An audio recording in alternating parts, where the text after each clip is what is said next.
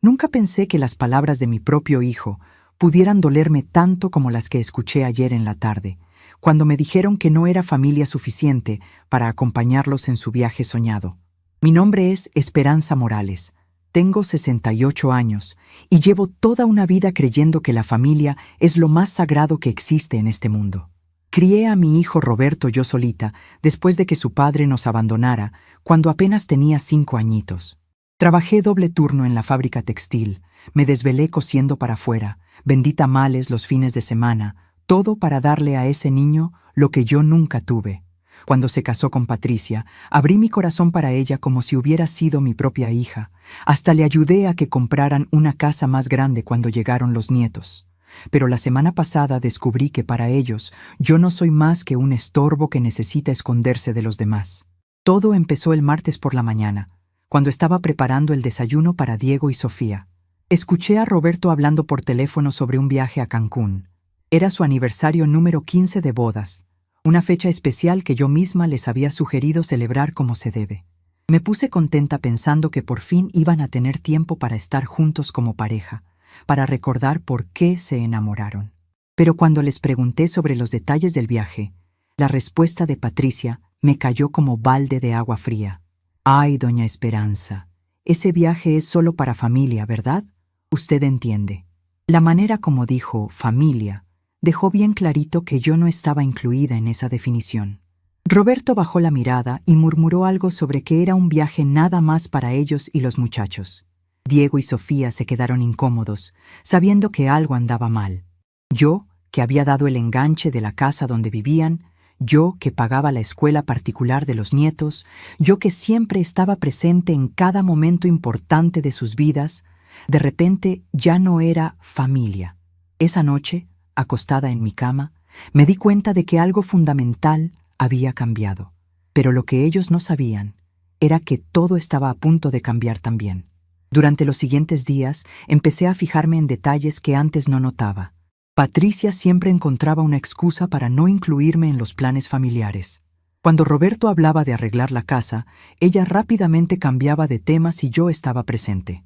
En las cenas familiares hacía comentarios sutiles sobre las personas mayores, necesitando cuidados especiales, siempre mirándome de reojo. Era como si estuviera marcando territorio, haciéndome saber que yo ya no tenía lugar en su familia. Las memorias me llegaron como olas dolorosas. Me acordaba de haber vendido mi casita en la colonia Roma Norte para ayudar a Roberto a comprar una casa más grande cuando nació Sofía hace 12 años. Recordaba las desveladas que me eché cuidando a los nietos cuando eran chiquitos, especialmente a Sofía cuando era bebé, para que Patricia pudiera descansar.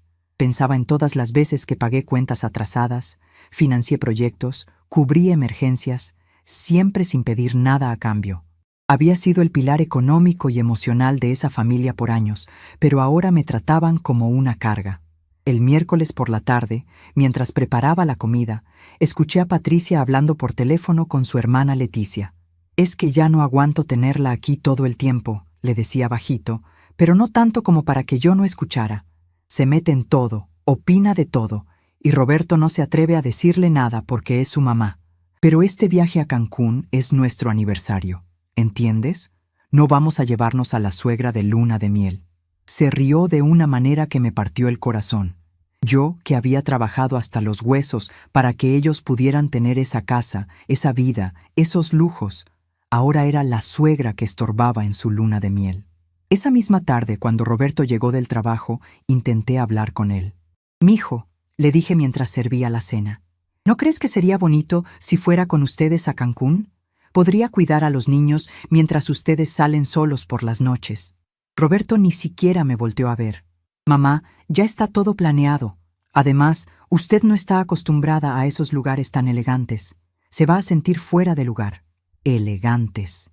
Mi propio hijo usando palabras que aprendió de su esposa para hacerme sentir menos. Como si yo, que lo había criado solita, que había trabajado en 3 empleos para mandarlo a la universidad, no fuera elegantes suficiente para acompañar a mi familia de vacaciones. El jueves, las cosas empeoraron. Patricia empezó a hablar abiertamente sobre cómo iba a ser liberador tener unos días sin responsabilidades extra. Cuando Diego preguntó si yo los iba a acompañar, Patricia le contestó rápido: «No, mijo, la abuelita va a estar mejor aquí en casita. Los viajes tan largos la cansan mucho». Diego me miró confundido, porque él sabía perfectamente que yo había viajado con ellos antes sin ningún problema. Sofía, mi nieta más chiquita, se acercó a mí después y me preguntó bajito: «Abu, ¿tú no quieres venir con nosotros a la playa?».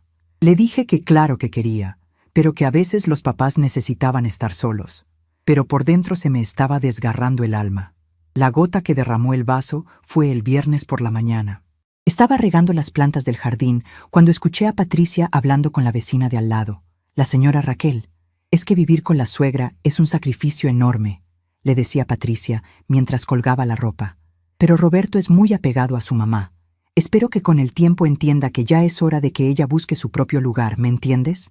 Nosotros ya tenemos nuestros hijos, nuestros proyectos, y francamente ella ya cumplió su función como abuela». Su función. Como si yo fuera un electrodoméstico que ya no servía. Esa noche, durante la cena, Roberto nos contó todos los detalles del viaje. El hotel todo incluido, las excursiones que iban a hacer, los restaurantes donde iban a cenar. Hablaba con una emoción que hacía mucho no le veía, y por un momento me dio gusto ver a mi hijo tan feliz. Pero cuando mencionó que iban a rentar un carro para pasear por la Riviera Maya, no pude evitar comentar: «¡Qué bonito, mijo! A mí siempre me ha dado curiosidad conocer las ruinas de Tulum». El silencio que siguió fue tan pesado que hasta los niños lo sintieron.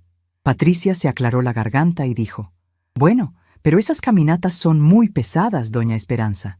Usted se cansaría mucho», como si a los 68 años yo fuera inválida. Roberto asintió con la cabeza sin ni siquiera pensarlo. «Sí, mamá, mejor se queda aquí descansando. Nosotros le traemos muchos regalos». Regalos. Como si los regalos pudieran compensar el hecho de que ya no me consideraban parte de la familia. Diego, que ya tiene 16 y entiende más de lo que aparenta, me miró con cara de disculpa. Sofía siguió comiendo callada, pero yo vi cómo arrugaba la frente, señal de que algo no le cuadraba. Después de la cena, mientras lavaba los trastes, Patricia se acercó a mí con esa sonrisa falsa que había perfeccionado con los años. «Esperanza», me dijo, y ya el hecho de que no me dijera «doña» como siempre me alertó.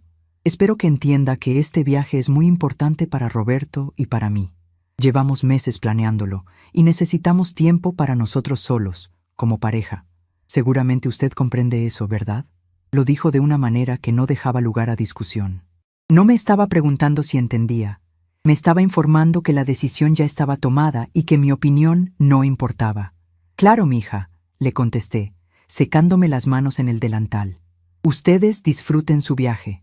Pero por dentro algo se estaba rompiendo en pedacitos.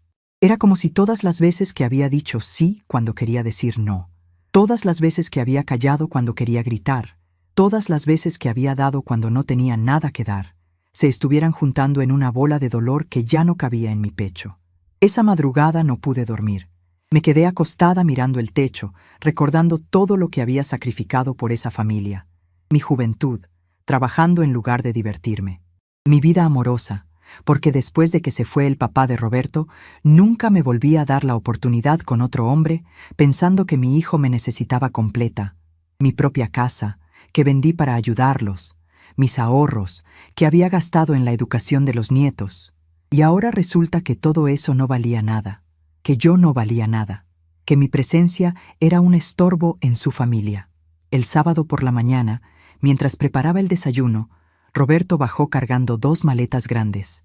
«Ya empacamos todo, mamá», me dijo sin mirarme a los ojos. «El vuelo sale a las 2 de la tarde». Patricia bajó después, toda arreglada, con un vestido nuevo que yo no le había visto antes. Los niños bajaron después, emocionados por el viaje, pero notablemente incómodos conmigo. Era como si toda la familia hubiera formado un frente unido del cual yo estaba excluida. «¿Ya tienen todo?», pregunté, tratando de sonar normal. «¿Los pasaportes? ¿La protección solar?». Patricia suspiró con impaciencia. «Todo está controlado, Esperanza. No se preocupe por nada». Era increíble cómo había pasado de ser Doña Esperanza a solo Esperanza en cuestión de días. Como si al quitarme el título de respeto también me estuviera quitando mi lugar en la familia. Cuando llegó el taxi que los iba a llevar al aeropuerto, me quedé parada en la puerta viéndolos cargar las maletas. Roberto se acercó y me dio un beso rápido en la frente. «Cuídese, mamá. Ya sabe dónde está todo. Regresamos el próximo lunes». Patricia me saludó con la mano desde adentro del taxi, sin siquiera bajarse. Diego me abrazó fuerte y me susurró: «Te quiero, Abu». Sofía hizo lo mismo y añadió: «Ojalá pudieras venir con nosotros». Mientras el taxi se alejaba, me quedé parada en la banqueta, viendo cómo mi familia se iba de vacaciones sin mí. Los vecinos que pasaban me saludaban normal, sin saber que por dentro me estaba muriendo. Entré a la casa y el silencio me golpeó como una bofetada. La casa que había ayudado a comprar, donde había vivido los últimos 12 años, de repente se sentía como territorio enemigo. Esa tarde, sentada en mi sillón preferente viendo las noticias, me di cuenta de algo importante. Durante todos esos años, había vivido para hacer feliz a mi familia, pensando que si yo me sacrificaba por ellos, ellos me iban a valorar. Pero resulta que entre más daba, menos me valoraban. Entre más me hacía pequeñita para que ellos brillaran, más invisible me volvía.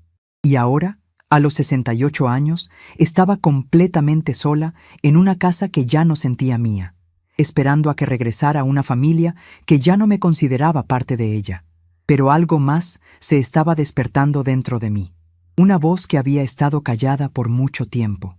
La voz de la mujer que había criado a un hijo solita, que había trabajado sin descanso, que había tomado decisiones difíciles cuando era necesario. Esa mujer no se había ido, solo había estado durmiendo. Y ahora se estaba despertando. El domingo por la mañana, mientras tomaba mi café sola en la cocina, sonó el teléfono. Era Carmen López, mi vecina y amiga de toda la vida. «Esperanza, ¿cómo estás? Vi que se fueron de viaje sin ti». Carmen siempre había sido directa, sin pelos en la lengua. «Estoy bien, Carmen», le mentí, pero ella me conocía mejor que nadie. «No me vengas con cuentos, ven acá a la casa, tenemos que platicar». Media hora después, estaba sentada en la cocina de Carmen, contándole todo lo que había pasado. Carmen me escuchó sin interrumpir, pero yo veía cómo se le iba poniendo la cara cada vez más seria. Cuando terminé, ella suspiró profundo. «Esperanza», me dijo tomándome de las manos, «llevas años siendo la mamá perfecta, la suegra perfecta, la abuela perfecta. ¿Y sabes qué has logrado? Que te den por hecha. Que piensen que puedes tratar como se les pegue la gana porque total, tú siempre vas a estar ahí, aguantando todo, dando todo sin decir nada». Sus palabras me cayeron como cachetadas de realidad. «¿Pero qué puedo hacer, Carmen? Son mi familia, son todo lo que tengo». Carmen negó con la cabeza. «No, Esperanza, tú eres todo lo que ellos tienen, y es hora de que lo recuerden». Esa tarde, mientras caminaba de regreso a la casa, las palabras de Carmen seguían resonando en mi cabeza. Durante años había vivido con miedo de que mi familia me abandonara, sin darme cuenta de que ya me habían abandonado emocionalmente. Seguían conmigo por comodidad, por conveniencia, pero no por amor. Y yo, por miedo a quedarme sola, había aceptado migajas cuando merecía el banquete completo. El lunes por la noche recibí el primer mensaje desde Cancún. Era una foto de Roberto, Patricia y los niños en la playa, todos sonriendo, todos felices.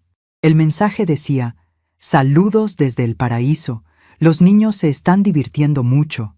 Ni siquiera mencionaban que me extrañaban, ni preguntaban cómo estaba. Era como si yo no existiera. El martes llegó otra foto. Patricia y Roberto cenando en un restaurante elegante, brindando con copas de vino, celebrando nuestro aniversario como debe ser. Otra vez, ni una mención de mí, como si mi ausencia fuera normal, esperada, hasta deseada. El miércoles, Diego me mandó un mensaje personal. «Abu, ojalá estuvieras aquí con nosotros. Papá y mamá están todo el tiempo juntos, y Sofía y yo nos aburrimos en el hotel». Mi corazón se apretó leyendo esas palabras. Mis nietos sí me extrañaban, pero sus papás estaban tan ocupados disfrutando de su libertad que ni cuenta se daban de que los niños necesitaban a su abuela. Esa noche, acostada en mi cama, tomé una decisión que cambiaría todo. Si ellos podían vivir felices sin mí, si mi presencia era tan innecesaria como me habían hecho creer, Entonces era hora de demostrarles qué se sentía no tenerme realmente. No iba a seguir suplicando por un lugar en una familia que ya había decidido que yo no pertenecía a ella. Al día siguiente, jueves por la mañana, hice algo que nunca pensé que haría. Llamé al licenciado Fernando Gutiérrez, mi abogado de confianza desde hacía años. Licenciado, le dije con voz firme, necesito revisar todos los papeles de la casa donde vivo con mi hijo. Quiero saber exactamente cuáles son mis derechos legales. La respuesta del licenciado Gutiérrez me sorprendió. Después de revisar todos los documentos, me confirmó que yo era propietaria del 70% de la casa. Había pagado el enganche completo cuando la compramos hace 12 años, más varias mensualidades del crédito hipotecario, más mejoras significativas a la propiedad. Legalmente, yo tenía más derecho a esa casa que Roberto y Patricia juntos. Pero, licenciado, le pregunté, ¿qué pasa si quiero que se vayan?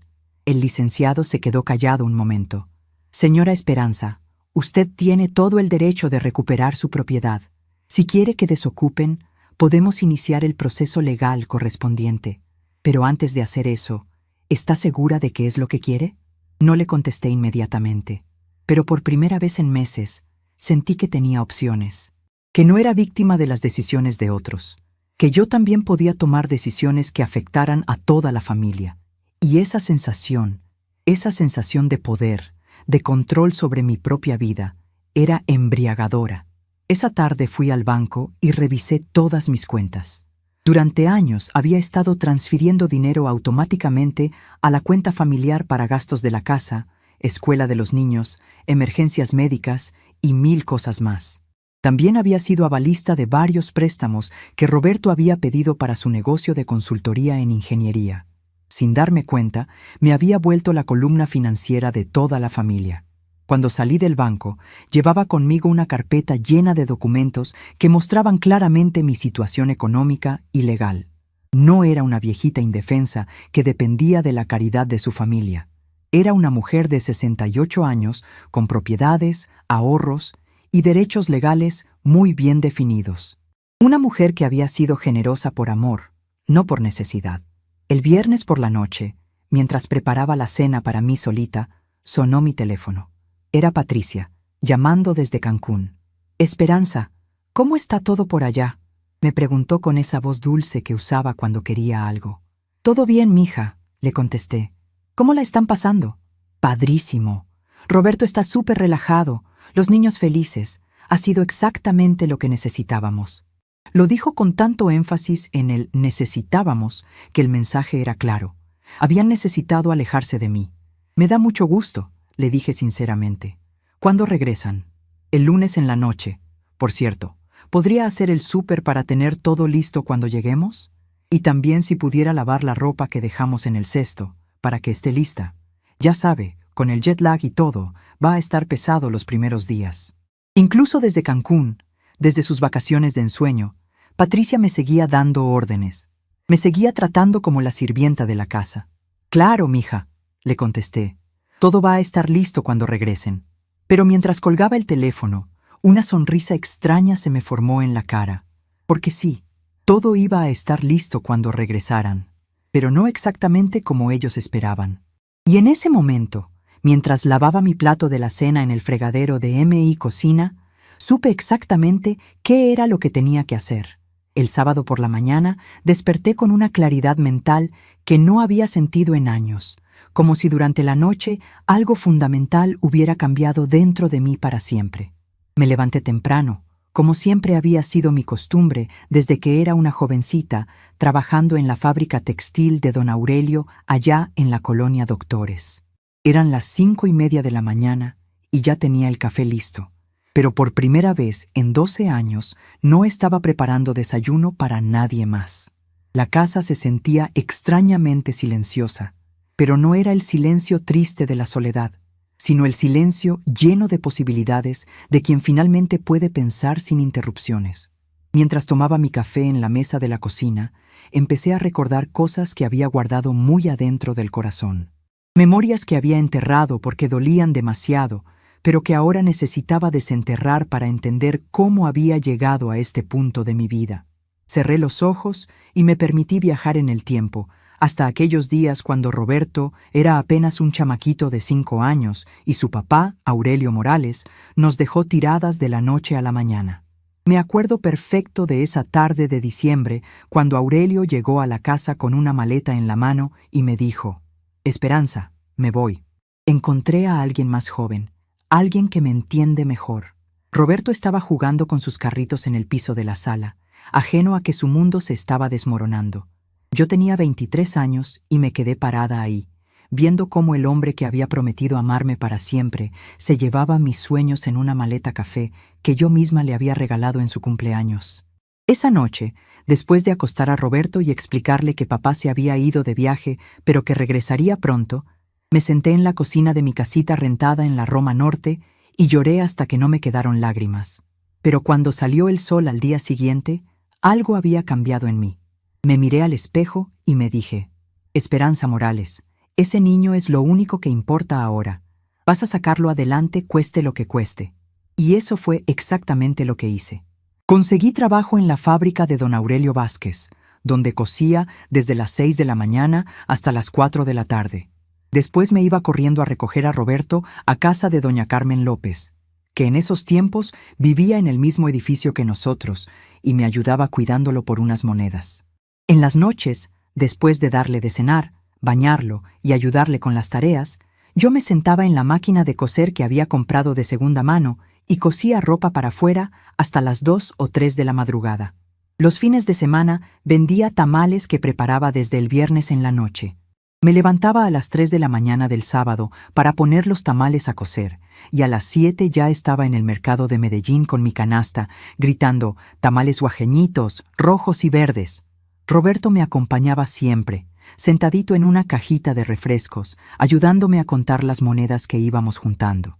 Recuerdo que una vez, Roberto tendría como 7 años, me preguntó: «Mami, ¿por qué trabajas tanto? Las mamás de mis compañeros no venden tamales». Le expliqué que cada familia era diferente, que nosotros éramos un equipo muy especial, que él era mi socio en todo. «Cuando seas grande», le dije, «vas a estudiar en la universidad y vas a ser alguien importante. Todo este trabajo es para que tengas un futuro mejor que el mío». Los años pasaron así, día tras día, sacrificio tras sacrificio. Nunca me volví a juntar con otro hombre porque pensaba que Roberto me necesitaba completa, que cualquier pareja iba a ser una distracción de mi misión principal, hacer de mi hijo un hombre de bien.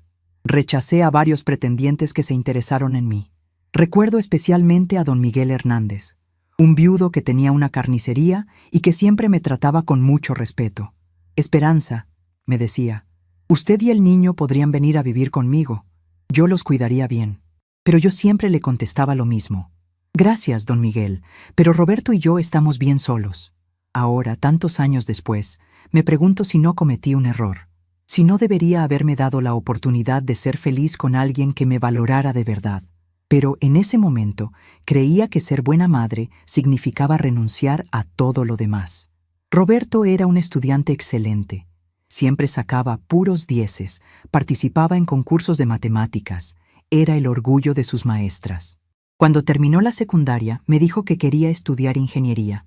«Mijo», le dije, «tú estudia lo que quieras. Yo voy a conseguir el dinero». Y así fue. Trabajé triples turnos. Dejé de comprar ropa nueva. Dejé de ir al doctor cuando me dolía algo. Vendí los pocos muebles buenos que tenía. Todo para pagar la universidad particular donde Roberto estudió ingeniería industrial. Durante esos 5 años de carrera, yo vivía prácticamente solo para trabajar.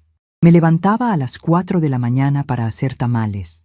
Trabajaba en la fábrica hasta las 4 de la tarde, llegaba a casa a hacer la comida, y en las noches cosía hasta muy tarde. Los domingos lavaba ropa ajena para sacar unos pesos extra. Roberto estudiaba mucho, tenía buenos compañeros, iba a fiestas de vez en cuando como cualquier muchacho de su edad. Yo me sentía orgullosa de poder darle esa vida normal que yo nunca tuve. Cuando Roberto se tituló de ingeniero, fue el día más feliz de mi vida. Lo vi subir al estrado a recibir su diploma y se me salieron las lágrimas de pura emoción. «Lo logramos, mijo», le dije cuando salimos de la ceremonia. «Ya eres el ingeniero que siempre soñé que fueras». Él me abrazó fuerte y me dijo: «Gracias, mamá. Todo se lo debo a usted. Después vino el trabajo, los primeros sueldos buenos, la independencia económica de Roberto. Yo seguí viviendo en mi casita de la Roma Norte, ya más tranquila porque sabía que mi hijo tenía un futuro asegurado. Pero entonces conoció a Patricia en una fiesta de la oficina donde trabajaba. Ella era secretaria ejecutiva, muy arregladita, muy coqueta, hija de una familia de clase media de la colonia del Valle. Al principio, Patricia fue muy linda conmigo. Cuando Roberto me la presentó, me dijo: «Mucho gusto, señora Esperanza. Roberto me ha contado mucho de usted, de todo lo que hizo para sacarlo adelante. La admiro muchísimo. Yo pensé que había encontrado una buena mujer para mi hijo, alguien que valorara nuestros sacrificios». Se casaron 2 años después en una ceremonia bonita en la iglesia de la Sagrada Familia. Yo pagué el vestido de novia, las flores y parte del salón de fiestas, para que mi hijo tenga la boda que se merece. Le dije a Patricia, cuando insistió en que no era necesario que yo gastara tanto. Es lo menos que puedo hacer por la mujer que va a cuidar a mi Roberto. Los primeros años de matrimonio fueron tranquilos. Roberto y Patricia rentaban un departamentito en la colonia Roma Sur, cerquita de donde yo vivía. Los veía seguido. Patricia me cocinaba de vez en cuando. Me incluía en sus planes. Cuando Patricia se embarazó de Diego, yo estaba emocionadísima de ser abuela. «Su nieto va a tener la mejor abuela del mundo», me decía Patricia mientras le sobaba la panza. Pero después de que nació Diego, las cosas empezaron a cambiar. Patricia se quejaba de que el departamento era muy chiquito para la familia. «Con el bebé necesitamos más espacio», le decía a Roberto. «Mis papás siempre dicen que deberíamos comprar casa propia en lugar de estar pagando renta». Roberto ganaba bien, pero no lo suficiente para el enganche de una casa en una zona decente. Fue cuando Patricia sugirió que yo me fuera a vivir con ellos si comprábamos una casa más grande. «Así podríamos juntar nuestro dinero», me explicó. «Usted nos ayuda con el enganche y nosotros pagamos las mensualidades. Además, nos ayudaría mucho con el bebé». La idea me emocionó. Poder vivir cerca de mi nieto, ser parte del día a día de mi familia, tener compañía después de tantos años de soledad. Vendí mi casita de la Roma Norte, esa casita que había sido mi refugio durante tantos años, donde había criado a Roberto, donde había llorado y reído y soñado. La vendí sin pensarlo 2 veces porque creía que estaba ganando algo mejor, una familia unida. Con ese dinero, más los ahorros que había juntado durante años de trabajo, dimos el enganche de la casa de la colonia Narvarte, donde vivimos hasta ahora. Al principio todo fue maravilloso. Diego era un bebé precioso. Yo lo cuidaba mientras Patricia descansaba o salía con sus amigas.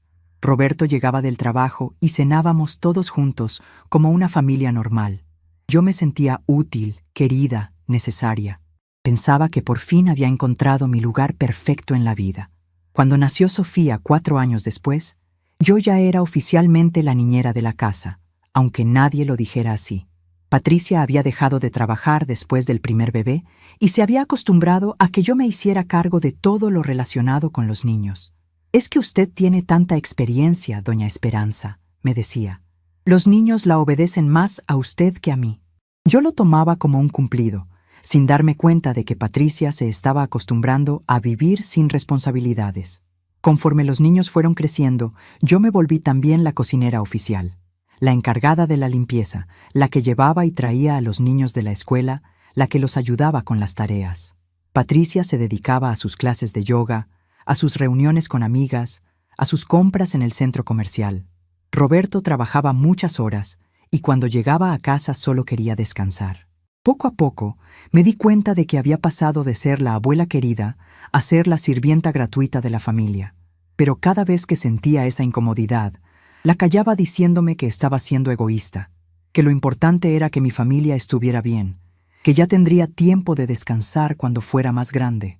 Los años siguieron pasando y mi rol en la familia se fue definiendo cada vez más claramente. Yo era la que mantenía todo funcionando, pero Patricia era la señora de la casa. Ella tomaba todas las decisiones importantes, desde qué muebles comprar hasta en qué escuela iban a estudiar los niños. Yo solo opinaba cuando me preguntaban, que era cada vez menos frecuente. Cuando Diego entró a la secundaria, Patricia decidió cambiarlo a una escuela particular muy cara en las lomas de Chapultepec. «Es que la educación es una inversión», me explicó cuando vio mi cara de susto al escuchar el costo de las colegiaturas. Usted siempre dice que lo más importante es la educación de los niños, ¿verdad? Por supuesto que estuve de acuerdo, y por supuesto que terminé pagando una buena parte de esas colegiaturas con mis ahorros. Lo mismo pasó cuando Sofía empezó la primaria. Patricia la inscribió en la misma escuela cara, argumentando que era injusto que los hermanos estudiaran en lugares diferentes. Otra vez, yo terminé sacando dinero de mis ahorros para cubrir los gastos. Es temporal, me decía Roberto cuando yo le comentaba que mis ahorros se estaban acabando. Cuando el negocio despegue, yo me haré cargo de todo. Pero el negocio de consultoría de Roberto nunca terminó de despegar. Siempre había un proyecto que se cancelaba, un cliente que no pagaba a tiempo, una inversión que no daba los resultados esperados. Y siempre era yo la que terminaba cubriendo las emergencias económicas de la familia. El carro se descompone. Mamá, ¿nos puede prestar para la reparación? La lavadora se daña. Doña Esperanza, ¿tiene guardadito para una nueva? Los niños necesitan uniformes nuevos. Es que usted sabe que en esta época del año los gastos son muchos. Durante todos estos años, nunca dije que no. Nunca puse límites. Nunca dije, esta cantidad sí, pero esto ya no. Siempre encontraba la manera de conseguir el dinero, aunque eso significara trabajar más horas cosiendo, aunque significara no comprarme la medicina que necesitaba para mis dolores de rodillas, aunque significara comer menos para ahorrar en el gasto de la comida.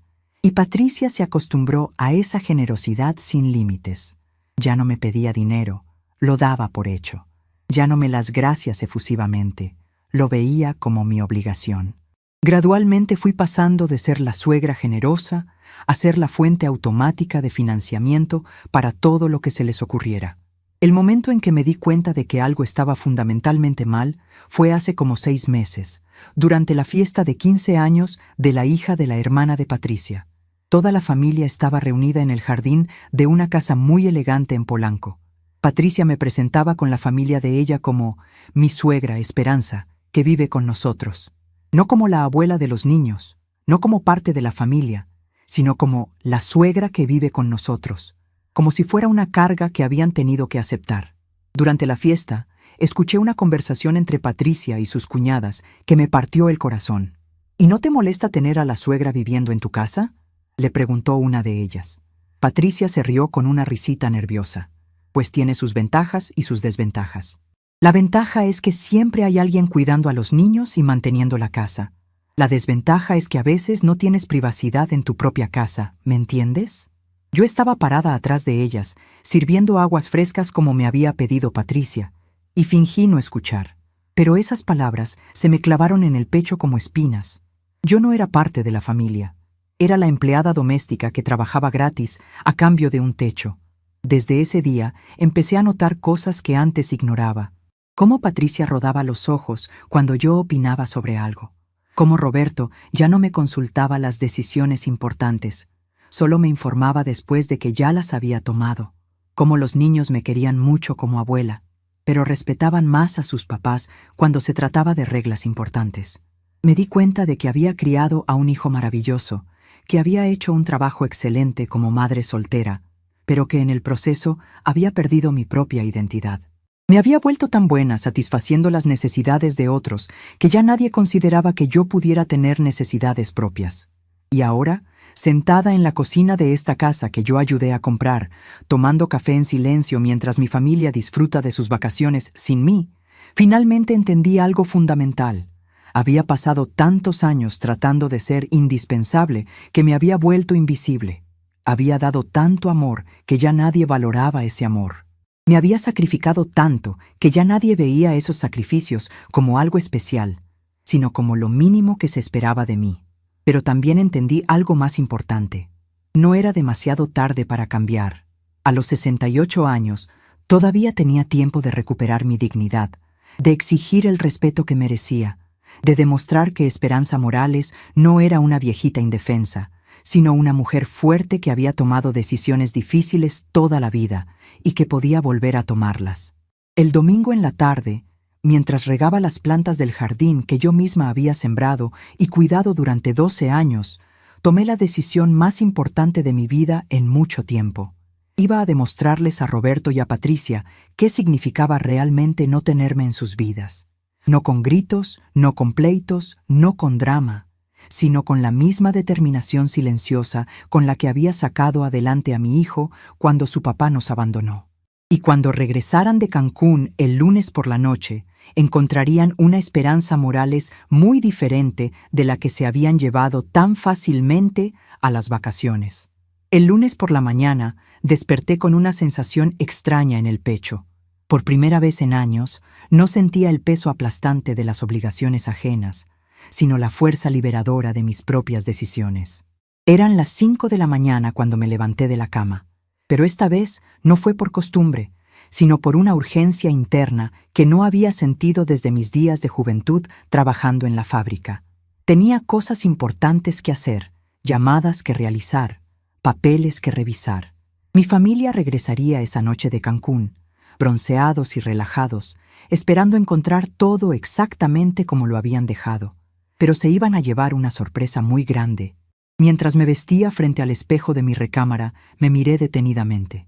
Ahí estaba Esperanza Morales, 68 años, pelo canoso recogido en un chongo sencillo, arrugas que contaban la historia de una vida de trabajo duro, pero ojos que todavía brillaban con determinación. «Hoy empiezas una nueva etapa», me dije en voz alta. «Hoy recuperas tu dignidad». Lo primero que hice fue llamar al licenciado Fernando Gutiérrez. Sabía que su bufete abría temprano porque él siempre había sido muy madrugador. A las 7 en punto marqué su número desde el teléfono de la cocina. «Licenciado», le dije cuando contestó, «soy Esperanza Morales. Necesito que nos veamos hoy mismo. Es urgente». El licenciado, que me conocía desde hacía más de 15 años, percibió algo diferente en mi voz. «Por supuesto, señora Esperanza. ¿A qué hora le conviene?» «Lo más pronto posible. Tengo muchas cosas que arreglar y poco tiempo». Una hora después, estaba sentada en su oficina de la colonia Roma Norte, con todos mis documentos extendidos sobre su escritorio de madera. El licenciado Gutiérrez, un hombre de 50 y tantos años, con bigote gris y lentes gruesos, revisaba cada papel con cuidado mientras yo le explicaba mi situación. «A ver si entiendo bien, señora Esperanza», me dijo después de escuchar toda mi historia. «Usted quiere recuperar el control total de sus propiedades y finanzas, ¿es correcto?» Asentí con la cabeza. «Exacto. Quiero que se cancelen todas las transferencias automáticas que tengo configuradas hacia la cuenta familiar. Quiero que se revisen todos los contratos donde aparezco como aval de mi hijo. Y quiero saber exactamente cuáles son mis opciones legales respecto a la casa». El licenciado tomó notas en su libreta mientras hablaba conmigo. «Señora, lo que me está pidiendo es perfectamente legal y factible. Usted tiene todo el derecho de manejar sus recursos como mejor le parezca. Pero antes de proceder, ¿está completamente segura de que quiere dar estos pasos? Una vez que empecemos este proceso, va a ser muy difícil echarse para atrás». «Licenciado», le dije mirándolo directamente a los ojos, «llevo 12 años dando pasos hacia atrás. Ya es hora de dar pasos hacia adelante». Él sonrió y cerró su libreta. «Entonces, manos a la obra. Vamos a necesitar hacer varias llamadas y firmar algunos documentos. ¿Tiene tiempo hoy?» «Tengo todo el tiempo del mundo», le contesté. Y era verdad. Por primera vez en años, mi tiempo me pertenecía completamente. Pasamos toda la mañana en su oficina, haciendo llamadas al banco, revisando contratos, preparando documentos. El licenciado me explicó paso a paso todo lo que estábamos haciendo. «Aquí estamos cancelando las transferencias automáticas que usted tenía configuradas por la cantidad de 12,000 pesos mensuales», me dijo mientras yo firmaba un papel. «Esta cantidad regresará a su cuenta personal y usted decidirá cuándo y cómo usarla». 12,000 pesos mensuales. Ni siquiera me había dado cuenta de que era tanto dinero. Durante años había estado transfiriendo automáticamente esa cantidad para gastos de la casa, sin siquiera pensarlo. Era como si hubiera puesto mi cartera en una mesa y le hubiera dicho a mi familia: «Tomen lo que necesiten, pero ya no más». «Ahora vamos a revisar el tema de los avales», continuó el licenciado. «Aquí veo que usted es responsable solidaria de 3 préstamos diferentes que su hijo Roberto solicitó para su negocio, por un total de 230,000 pesos. Mi boca se abrió de la sorpresa.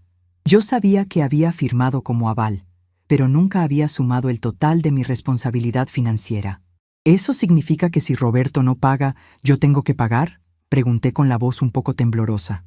Exactamente, confirmó el licenciado. Pero podemos iniciar el proceso para retirar su nombre de esos avales. Va a requerir la firma de Roberto o encontrar otro aval que la reemplace, pero es posible hacerlo. Hágalo, le dije sin dudar. No quiero seguir siendo responsable de deudas que yo no contraje. Después revisamos el tema más importante, la casa. El licenciado había estudiado cuidadosamente todos los documentos de la propiedad y tenía noticias muy interesantes para mí.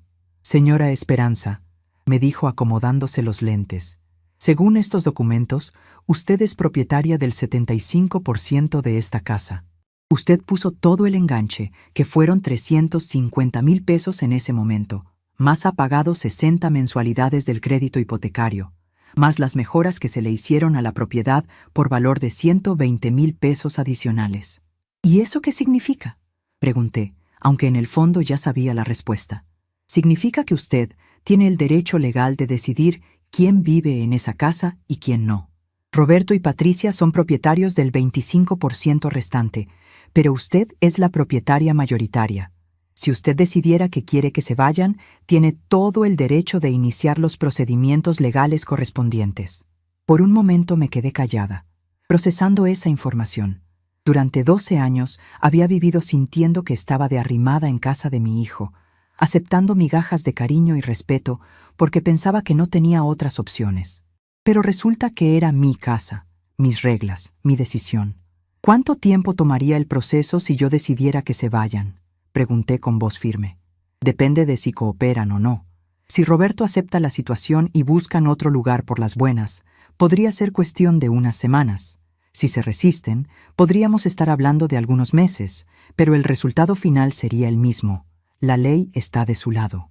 Salí del despacho del licenciado cerca del mediodía, con una carpeta llena de documentos y una sensación de poder que no había experimentado en mucho tiempo. Pero mi día apenas estaba comenzando. Tenía más cosas que hacer antes de que regresara mi familia. Mi siguiente parada fue el banco. Llegué con todos los papeles que el licenciado me había preparado y pedí hablar con el gerente. La señorita que me atendió al principio me trató con esa condescendencia típica que usan con las personas mayores, como si fuera una viejita confundida que no sabía lo que estaba haciendo. ¿Está segura de que quiere cancelar estas transferencias automáticas?, me preguntó por tercera vez. Tal vez sería mejor que viniera acompañada de algún familiar para revisar estos cambios. Joven, le dije con voz firme, tengo 68 años, no 88. Mi mente está perfectamente clara y sé exactamente lo que estoy haciendo. Haga los cambios que le estoy pidiendo o llame al gerente para que él me atienda. 5 minutos después, estaba sentada frente al gerente, un señor de mediana edad que revisó mi historial bancario con respeto. Señora Morales, me dijo después de estudiar mi expediente, veo que usted ha sido una clienta muy responsable durante muchos años. Por supuesto que podemos hacer todos los cambios que me está solicitando. Además, añadí, quiero abrir una cuenta de ahorro separada donde voy a depositar todo el dinero que ya no voy a estar transfiriendo automáticamente. Quiero que esta nueva cuenta esté únicamente a mi nombre, sin beneficiarios ni autorizaciones adicionales. 1 hora después, salí del banco con mi nueva tarjeta de débito y una cuenta de ahorros que era completamente mía. Por primera vez en años, mi dinero estaba bajo mi control absoluto. Mi siguiente parada fue la papelería de Don Refugio, un local pequeño pero bien surtido que estaba cerca del banco. Necesitaba hojas de papel, sobres, plumas y algunas cosas más para lo que tenía planeado hacer. ¿Cómo está, señora Esperanza?, me saludó Don Refugio con su sonrisa amable de siempre. ¿Qué necesita hoy? Vengo a comprar material para escribir cartas importantes, le dije. Cartas que van a cambiar mi vida. De regreso a casa, me dediqué a preparar todo cuidadosamente. Puse la mesa de la cocina como si fuera un escritorio de oficina, con todos mis documentos organizados en montones separados. En un lado puse todos los papeles del banco, en otro los documentos de la casa, en otro los papeles del abogado. Después saqué las hojas de papel y empecé a escribir. La primera carta era para Roberto y Patricia. La escribí a mano, con mi letra cuidadosa de maestra de primaria que nunca pude ser, pero que había perfeccionado ayudando a mis nietos con las tareas. Queridos Roberto y Patricia, empecé. Espero que hayan disfrutado mucho su viaje a Cancún. Mientras ustedes descansaban y se divertían en la playa, yo tuve tiempo de reflexionar sobre muchas cosas importantes. He decidido hacer algunos cambios en mi vida que los van a afectar directamente. Les expliqué todo: la cancelación de las transferencias automáticas, mi decisión de retirarme como aval de los préstamos de Roberto y mi nueva perspectiva sobre mi lugar en la familia. No escribí con enojo ni con rencor, sino con la claridad fría de alguien que ha tomado decisiones definitivas. No estoy haciendo esto para lastimar a nadie, continué escribiendo, sino para recuperar el respeto que merezco. Durante 12 años he dado todo de mí misma a esta familia, pero me he dado cuenta de que dar demasiado sin recibir nada a cambio no es amor, es devaluarse a uno mismo. A partir de ahora, las cosas van a ser diferentes. Terminé la carta explicándoles que cuando regresaran esa noche, tendrían que sentarse a conversar como adultos sobre el futuro de nuestra convivencia. Si quieren que siga viviendo aquí, escribí, va a ser bajo nuevas reglas, con nuevo respeto y con una nueva dinámica familiar. Si eso no les conviene, tendrán que buscar otro lugar donde vivir. La segunda carta era para Diego y Sofía. Esta me costó mucho más trabajo escribirla, porque no quería lastimar a mis nietos, pero también necesitaba que entendieran lo que estaba pasando. Mis queridos nietos, empecé. La abuela los ama más que a nada en este mundo, y exactamente por eso necesito hacer algunos cambios importantes en nuestras vidas. Por mucho tiempo he permitido que me traten de maneras que no están bien, y eso no es buen ejemplo para ustedes. Les expliqué, en palabras que pudieran entender, que los adultos a veces necesitan poner límites para que las relaciones familiares sean sanas. Esto no significa que no los quiera, escribí. Significa que los quiero tanto que necesito enseñarles que todas las personas, incluso las abuelitas, merecen respeto y cariño verdadero. Cuando terminé de escribir las cartas, las puse en sobres separados y las dejé sobre la mesa del comedor, donde no se pudieran pasar por alto. Después me dirigí a mi recámara y empecé a empacar mis cosas más importantes en una maleta grande. No toda mi ropa ni todas mis pertenencias, solo lo esencial. Documentos importantes, algunas fotos familiares, medicinas y la ropa que más me gustaba. También empaqué las pocas joyas que tenía, incluyendo los aretes de perlas que mi mamá me había regalado cuando cumplí 18 años. Mientras empacaba, recordé algo que Carmen López me había dicho años atrás. Esperanza. El día que una mujer deja de luchar por su dignidad, ese día empieza a morirse por dentro. Durante 12 años había estado muriéndome por dentro, poco a poco, sacrificio tras sacrificio, humillación tras humillación. Pero hoy estaba resucitando. A las 5 de la tarde llamé a Carmen. «Comadre», le dije, «¿puedo ir a quedarme en tu casa esta noche? Necesito un lugar donde pensar tranquila». Carmen, que me conocía mejor que nadie, no hizo preguntas innecesarias. «Por supuesto, Esperanza. Ven cuando quieras. ¿Está todo bien?» «Todo está cambiando», le contesté. «Te explico cuando llegue». Cuando iba saliendo de la casa con mi maleta, me detuve un momento en la puerta para mirar hacia atrás. Ahí estaba la sala, donde había pasado tantas tardes ayudando a Diego y Sofía con las tareas. La cocina donde había preparado miles de comidas para mi familia. El jardín que había plantado y cuidado con tanto cariño. Todo eso seguía siendo mío, pero ya no de la misma manera. Ahora era mío porque yo decidía que fuera mío, no porque otros me permitieran quedármelo. En casa de Carmen, mientras tomábamos té de manzanilla en su cocina llena de plantas, le conté todo lo que había hecho durante el día. Carmen me escuchó sin interrumpir, asintiendo con la cabeza cada vez que le contaba un nuevo paso que había dado. «¿Y no tienes miedo?», me preguntó cuando terminé de contarle todo. «¿No te da miedo que Roberto se enoje? ¿Que Patricia haga un escándalo? ¿Que las cosas cambien para siempre?» «Claro que tengo miedo», le contesté honestamente. «Tengo 68 años y estoy cambiando toda mi vida de un día para otro. Pero ¿sabes qué me da más miedo? Vivir otros 10 años siendo invisible en mi propia casa. Morir sintiendo que mi vida no valió nada porque nunca tuve el valor de defenderla». Carmen me tomó de las manos. «Esperanza, Lo que hiciste hoy fue lo más valiente que te he visto hacer en toda tu vida. Roberto y Patricia se aprovecharon de tu bondad durante años y ya era hora de que alguien les pusiera un alto.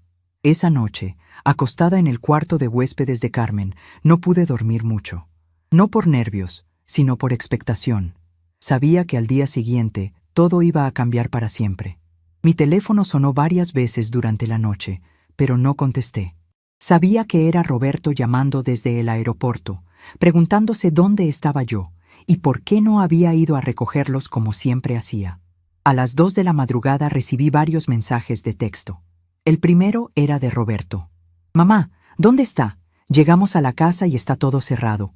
No contesta el teléfono. Estamos preocupados». El segundo mensaje llegó 1 hora después. «Mamá, ya encontramos las cartas. Necesitamos hablar urgentemente. Por favor, regrese a casa». El tercero llegó a las 4 de la mañana. «Mamá, Patricia está muy alterada. Los niños están confundidos.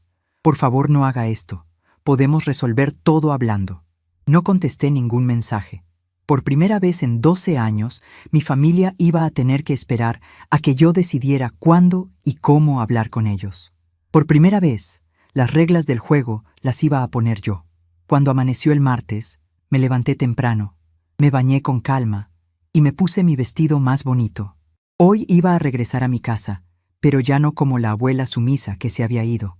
Iba a regresar como Esperanza Morales, dueña de sus decisiones y de su destino. La transformación había comenzado. El martes por la mañana, cuando puse la mano en la perilla de mi puerta, no era la misma mujer que había salido de esa casa el día anterior. Esperanza Morales había regresado transformada. Eran las 9 de la mañana cuando llegué de casa de Carmen.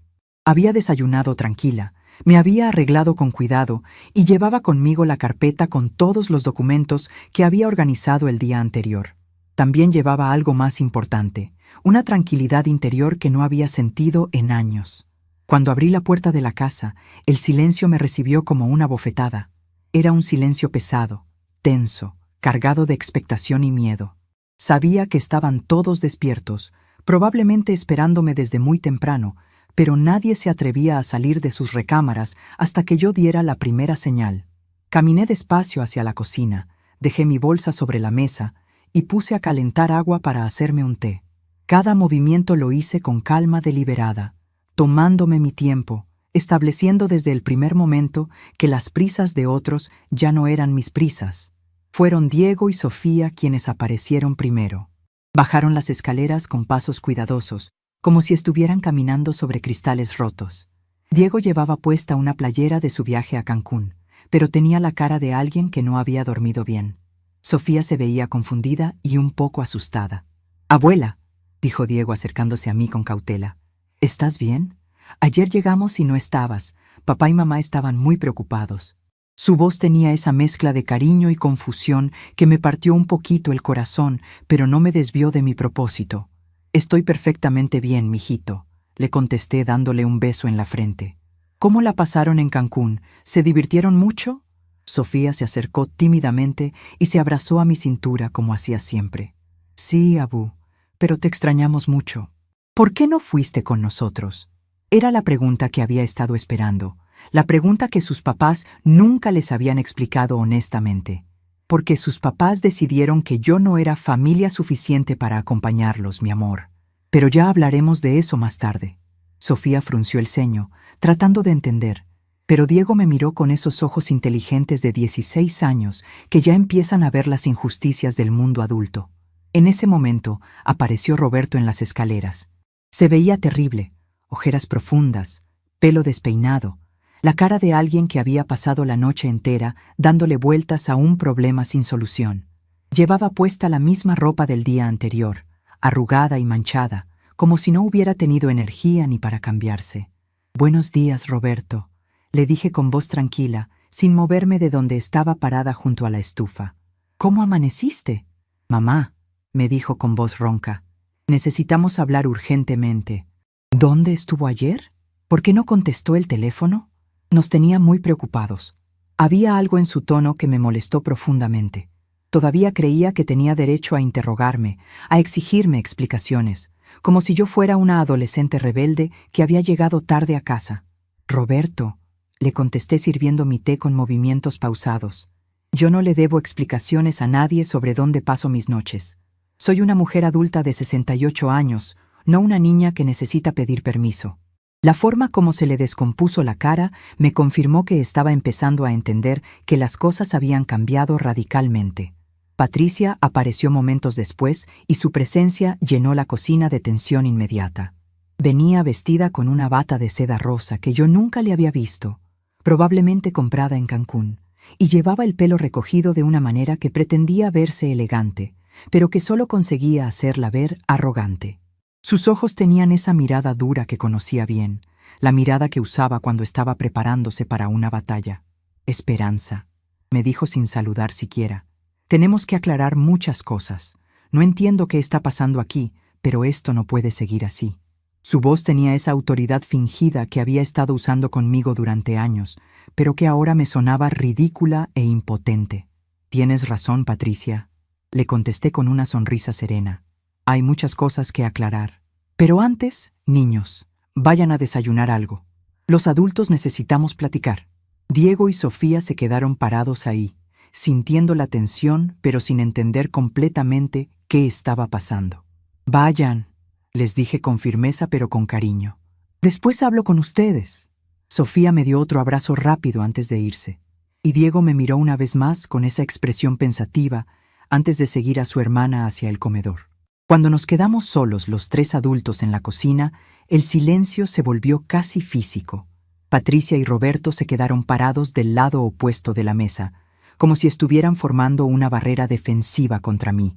Yo me senté tranquilamente en mi silla de siempre, tomé un sorbo de mi té y los miré con la calma de alguien que tiene todas las cartas ganadoras en la mano. Bueno, dije finalmente, supongo que ya leyeron mis cartas. Roberto asintió nerviosamente. Patricia mantenía esa expresión dura, pero yo podía ver la preocupación detrás de sus ojos. Mamá, empezó Roberto con voz temblorosa, no entendemos qué pasó. ¿Por qué está haciendo todo esto? Si hay algo que la molesta, podemos platicarlo. No era necesario llegar a estos extremos. ¿Extremos?, repetí con genuina curiosidad. ¿Te parece extremo que una mujer de 68 años decida manejar su propio dinero? ¿Te parece extremo que quiera ser tratada con respeto en su propia casa? Porque yo no veo nada extremo en eso, Roberto. Veo algo completamente normal. Patricia no pudo contenerse más. Esperanza, usted no puede hacer esto.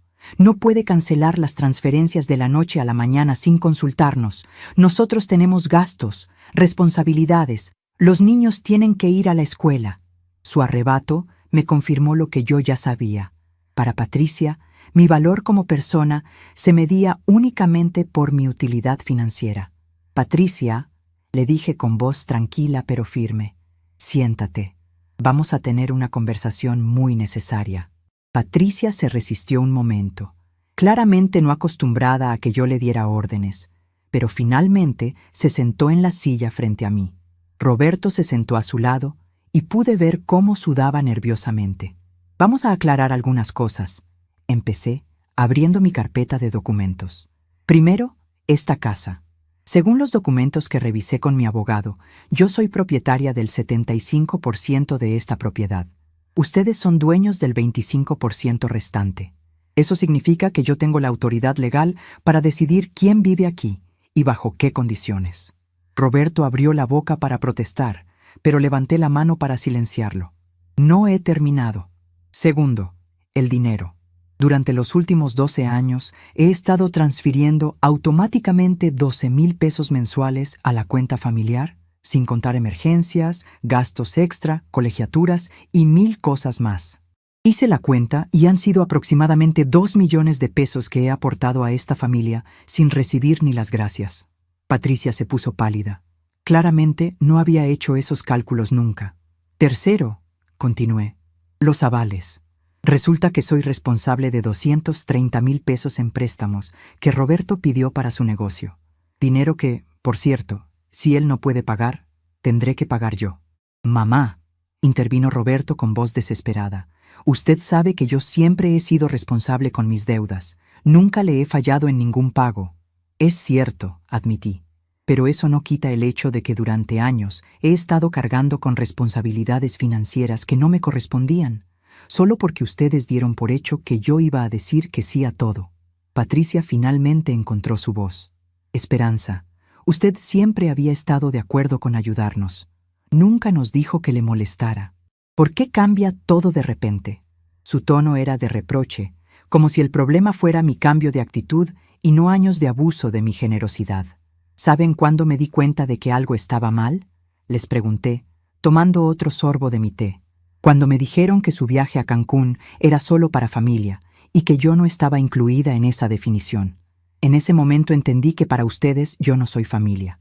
Soy la empleada doméstica gratuita que mantiene esta casa funcionando. «Eso no es cierto», protestó Roberto. «Usted es mi mamá. Por supuesto que es familia». «¿Ah, sí?», le pregunté con una sonrisa triste. «Entonces explícame por qué no me incluyeron en su aniversario de bodas. Explícame por qué Patricia le dice a sus amigas que tiene sus desventajas tener a la suegra viviendo en casa. Explícame por qué, cuando hablan de planes futuros para esta familia, yo nunca estoy incluida en esos planes». El silencio que siguió fue devastador. Roberto no podía negarme porque todo era verdad, y Patricia sabía que yo había escuchado conversaciones que no debería haber escuchado. «Mamá», dijo Roberto finalmente con la voz quebrada, «si cometimos errores, pedimos perdón, pero no puede destruir a toda la familia por eso. Los niños la necesitan. Yo la necesito». «Roberto», le dije mirándolo con todo el amor que sentía por él, pero también con toda la firmeza que había encontrado en mi interior, «tú no me necesitas. Tú necesitas mi dinero, mi trabajo gratis, mi disposición a resolver todos sus problemas sin quejarme. Pero a mí, como persona, como tu mamá, como Esperanza Morales, a esa mujer no la necesitas. Hace mucho tiempo que dejaste de verme». Las lágrimas empezaron a rodar por las mejillas de Roberto y por un momento mi resolución flaqueó. Era mi hijo, mi único hijo, el niño que había criado con tanto sacrificio. Pero también era el hombre que había permitido que su esposa me tratara como una sirvienta en mi propia casa. Patricia, viendo que Roberto se estaba derrumbando emocionalmente, decidió tomar control de la situación. «Bueno, Esperanza, ¿qué es lo que quiere exactamente? ¿Qué tenemos que hacer para arreglar esto?». La pregunta estaba formulada como si fuera una negociación comercial, como si pudieran comprar mi perdón con las concesiones correctas. «No quiero nada, Patricia», le contesté. «Ya no quiero nada de ustedes porque finalmente entendí que no lo necesito. Durante años creí que necesitaba su amor, su aprobación, su compañía, pero me di cuenta de que lo que ustedes me daban no era amor, era tolerancia. Me toleraban porque les convenía tenerme aquí». «Eso no es justo», dijo Roberto sollozando. «Yo sí la quiero, mamá. Sé que cometimos errores, pero eso se puede corregir. Podemos cambiar. ¿Pueden?», le pregunté con genuina curiosidad. ¿Pueden cambiar el hecho de que durante 12 años me trataron como invisible? ¿Pueden cambiar el hecho de que mi presencia en esta familia siempre fue vista como un favor que ustedes me hacían y no como un derecho que yo tenía? ¿Pueden cambiar el hecho de que hasta ayer creían que podían hacer lo que quisieran conmigo porque yo siempre iba a estar aquí, aguantando todo en silencio? Roberto no sabía qué contestar porque todas mis preguntas tenían la misma respuesta. No, no podían cambiar nada de eso. El daño ya estaba hecho. «Entonces, ¿qué va a pasar con nosotros?», preguntó Patricia con voz tensa. «¿Nos va a echar de la casa? ¿Va a dejar a sus nietos sin hogar?». Era su último recurso. Usar a Diego y Sofía como escudos emocionales. «Los niños nunca van a quedarse sin hogar mientras yo viva», le aseguré. «Pero ustedes dos van a tener que decidir si pueden vivir bajo nuevas reglas o si prefieren buscar otro lugar donde vivir». Saqué una hoja de papel de mi carpeta. «Escribí estas reglas anoche. Léanlas». Roberto tomó la hoja con manos temblorosas y empezó a leer en voz alta. Primera regla. Esperanza Morales es la propietaria mayoritaria de esta casa y sus decisiones respecto a la propiedad son finales. Segunda regla. Los gastos de la casa se dividirán proporcionalmente según el porcentaje de propiedad. Esperanza pagará el 75%, Roberto y Patricia el 25% restante. Tercera regla. No habrá más transferencias automáticas de dinero. Cualquier ayuda económica será discutida y aprobada previamente. Cuarta regla. Las decisiones familiares importantes serán tomadas en conjunto, incluyendo viajes, compras mayores y cambios en la casa. Quinta regla. Se respetará la privacidad y autonomía de todos los miembros de la familia. Sexta regla. Cualquier falta de respeto resultará en la terminación inmediata del acuerdo de convivencia. Cuando terminó de leer, Roberto me miró con ojos suplicantes. «Mamá, estas reglas son muy duras. ¿No podemos encontrar un término medio?»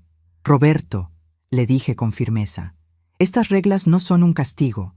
Son lo mínimo indispensable para una convivencia respetuosa entre adultos. Si te parecen duras, es porque durante años se acostumbraron a vivir sin ninguna regla que los obligara a respetarme». Patricia leía y releía las reglas con expresión de incredulidad. Finalmente levantó la cabeza y me miró con una mezcla de rabia y desesperación. «Esperanza, esto es ridículo. Usted no puede cambiar 12 años de convivencia familiar de la noche a la mañana. Las cosas no funcionan así». «Tienes razón», le contesté con una sonrisa que no llegaba a mis ojos. «Las cosas no funcionan así, pero yo sí funciono así. Y esta es mi casa, bajo mis reglas. Pueden aceptarlas o pueden irse. La decisión es suya». Roberto y Patricia se miraron con desesperación. Era evidente que habían esperado encontrar a la misma Esperanza de siempre, la que se podía convencer con unas disculpas y unas promesas de cambio. Pero la mujer que tenían frente a ellos era completamente diferente. «¿Cuánto tiempo tenemos para decidir?», preguntó Patricia con voz derrotada.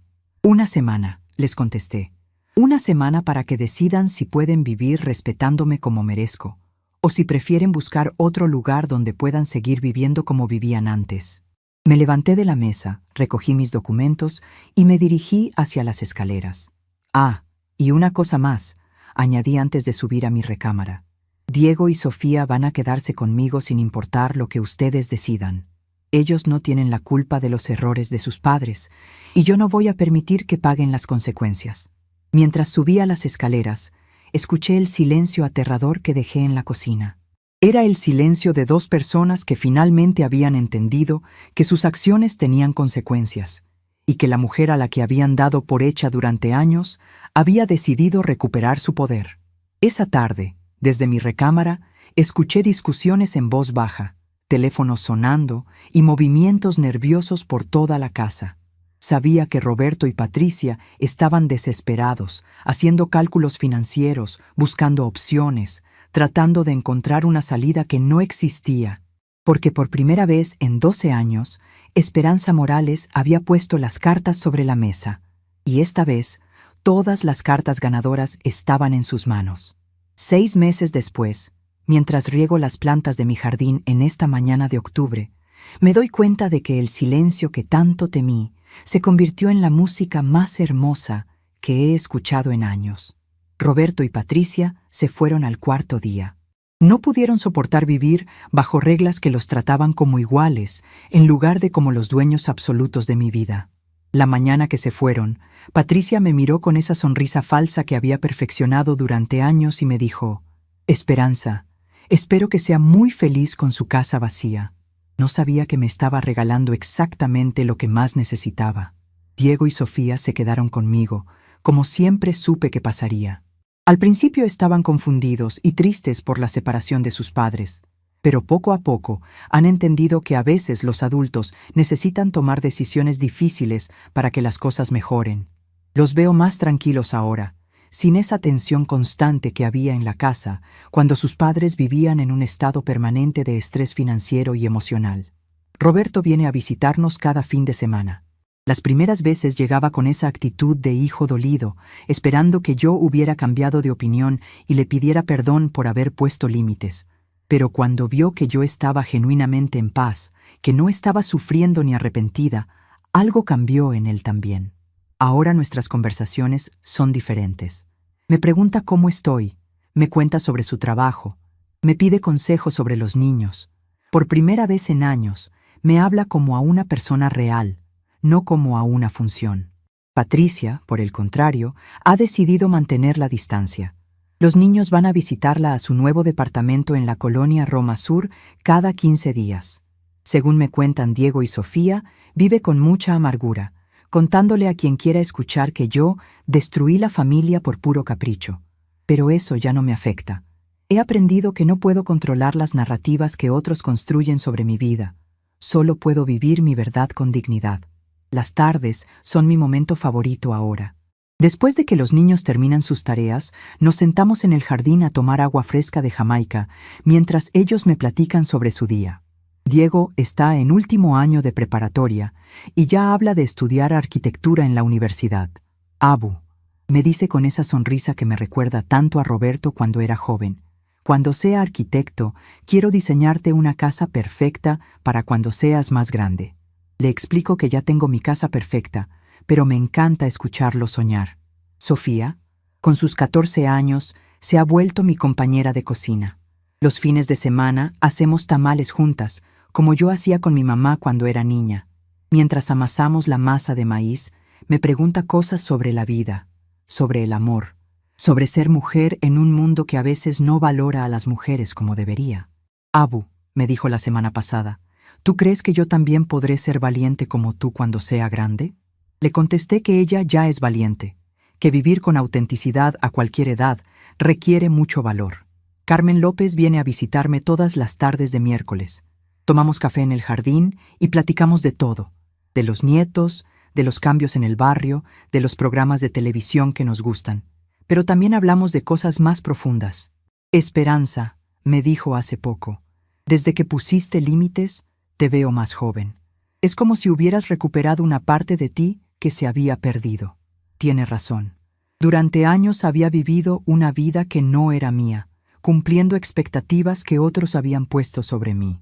Ahora vivo la vida de Esperanza Morales, con todo lo que eso significa.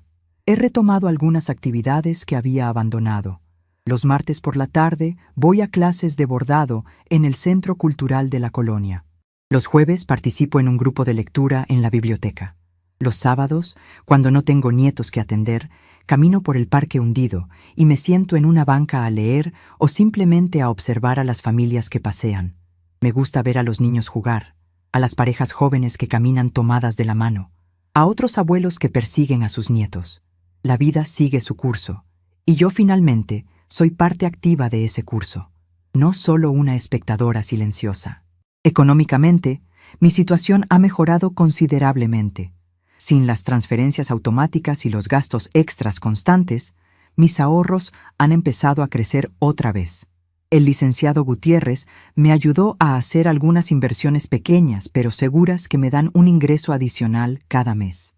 Señora Esperanza, me dijo en nuestra última cita, a este ritmo va a poder vivir muy cómodamente durante muchos años más. La tranquilidad financiera me ha dado una libertad que no había experimentado desde antes de que Roberto se casara. Diego me ayuda con las cosas de la tecnología que no entiendo bien. Me enseñó a usar WhatsApp para estar en contacto con mis pocas amigas que están repartidas por la ciudad. También me ayudó a abrir una cuenta de Facebook, donde he encontrado a varias compañeras de la fábrica textil donde trabajé cuando era joven. Es sorprendente cómo la tecnología puede reunir a personas que creías perdidas para siempre. El otro día, María Elena Vázquez, que trabajaba en la máquina al lado de la mía hace más de 40 años, me escribió: Esperanza, siempre me acuerdo de ti como la más trabajadora de todas nosotras. ¿Qué fue de tu vida? Le conté mi historia, sin dramatizar ni victimizarme, solo los hechos. Su respuesta me hizo llorar de emoción. Qué bueno que por fin te diste tu lugar. Todas nosotras sabíamos que eras una mujer muy fuerte, pero creo que tú eras la única que no lo sabía. Las noches son tranquilas ahora. Después de cenar con los nietos y asegurarme de que hagan sus tareas, me siento en mi sillón favorito con una taza de té de manzanilla y leo un rato antes de dormir. A veces, cuando la casa está en silencio y solo se escucha el reloj de la sala marcando las horas, me pregunto si tomé la decisión correcta. La respuesta siempre es la misma: sí. No porque todo sea perfecto, sino porque por primera vez en décadas estoy viviendo una vida que realmente es mía. Las decisiones que tomo son para mi bienestar y el de las personas que genuinamente me importan. No tengo que pedir permiso para comprarme un vestido nuevo. No tengo que justificar por qué quiero cambiar los muebles de lugar. No tengo que aguantar comentarios despectivos sobre mi edad o mis opiniones. Roberto me llamó ayer por la noche. «Mamá», me dijo con una voz que sonaba más madura que antes. Quería pedirle perdón. De verdad, me di cuenta de muchas cosas estos meses. Patricia y yo estamos yendo a terapia de pareja, tratando de entender por qué llegamos a ese punto. Le dije que me daba mucho gusto escuchar eso, que el perdón siempre había estado ahí, esperando a que él estuviera listo para recibirlo de verdad. ¿Cree que algún día podremos volver a ser una familia como antes?, me preguntó. No, le contesté honestamente, porque la familia de antes estaba construida sobre bases equivocadas, pero podemos ser una familia nueva, una familia donde todos nos respetemos como merecemos. Se quedó callado un momento y después me dijo: «Me gusta esa idea, mamá, me gusta mucho». Esta mañana, mientras desayunaba con Diego y Sofía antes de que se fueran a la escuela, Sofía me preguntó: «Abu, ¿estás feliz?». La pregunta me tomó por sorpresa, no porque no supiera la respuesta, sino porque hacía tanto tiempo que nadie me preguntaba sobre mi felicidad que había olvidado lo importante que es esa pregunta. «Sí, mi amor», le contesté sin dudar, «estoy feliz». Y era verdad. No la felicidad bulliciosa de los momentos especiales, sino esa felicidad serena y constante que viene de vivir en paz contigo misma. Ahora, mientras el sol de la tarde ilumina mi jardín y escucho las risas de los niños que juegan en la calle, entiendo algo que me tomó 68 años aprender. El amor real nunca exige que te vuelvas invisible. El amor real te invita a brillar más fuerte. A veces el mayor acto de valentía es simplemente decidir que mereces respeto. Y a veces, el silencio que tanto temes se convierte en la música más hermosa que has escuchado en toda tu vida. Estamos curiosos para saber hasta dónde esta historia llegó. ¿De dónde estás leyendo? Comenta abajo.